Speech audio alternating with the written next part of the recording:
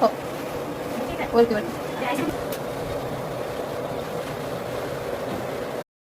250 ग्राम करील साहित्य, थोडीशी चवीनुसार साखर 1 चुटकी, एक गरम मसाला, लाल तिखट आणि हळदी पावडर आणि प्रवीण मसाला हे 1/4 चमच घ्यायचे पूर्ण.